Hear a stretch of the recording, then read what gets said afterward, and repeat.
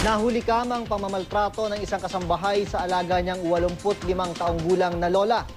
Ang walang awang kasambahay gigil na gigil at sinuntok pa ang walang kalaban-laban na matanda. Babala lang po, maselang video ang inyong matutunghayan sa balitang hatid ni Isay Reyes. Sa CCTV video na ito, makikita kung paanong minaltrato ng kasambahay na si Emily Magbanwa ang bedridden na 85 taong gulang na si Lola Rosa, di niya tunay na pangalan. Sa kuwang ito noong July 16, habang pinapakain ng kasambahay si Lola Rosa, una nitong hinampas ang matanda sa kamay at nginudngod ang kutsara sa bibig. Ilang sandali pa, tila mas nanggigil pa ito. Habang pinupunasan naman ang bimpo, di maipaliwanag kung bakit tila gigil na gigil ang kasambahay sa kanyang alaga. Si Lola, walang nagawa kundi tumalikod na lamang. Tila ba kinimkim na lang ang sakit na natamo mula sa babaeng dapat sana'y nag-aaruga sa kanya. Naging mabuti kami sa kanya.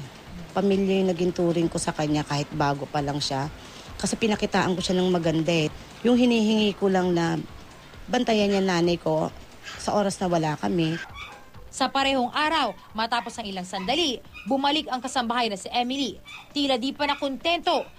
Inikot ang kamay ng kaawa-awang lola sabay sinuntok ito sa ulo. Nung sumunod na araw, habang pinapakain ng kanyang alaga, hindi maintindihan ang balak gawin ni Emily nang bigla nitong ipitin ang ilong ng alaga habang may laman ang bibig nito. Kitang-kita sa paa ni Lola Rosa na lubos itong nahihirapan pero hindi man lang makalaban. Pinanggigilan niyang muli ang alagang lola.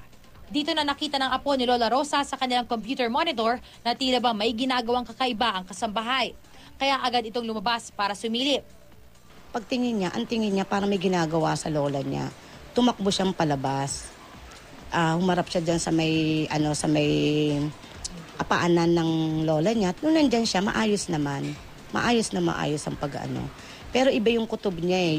Matapos ang insidenteng ito, isinumbong ng apo sa kanyang ina ang nakita sa video. Nagtungo sila sa barangay. Todo tanggi raw noon ang kasambahay. Yung time na sinabi ng anak ko na sinasaktan, galit na agad yung naramdaman ko eh. Galit na galit ako. Hindi pa sila agad nakapagsampa ng reklamo kaya't nakaalis ang kasambahay. Naipablatter na ng pamilya ang insidente sa pulis. Nakatakdang kasuhan ng kasambahay ngayong araw. Para din sa mga tao na baka may mapasukan pa siya, yung matatanda pang iba na nakakaawa na gagawan niya ng ganun ulit. Sa akin sa ngayon, oo, nandito sa puso kong pagpapatawad ko sa kanya. Pero kailangan pa rin namin ng hustisya para sa nanay ko. Isay Reyes, GMA News.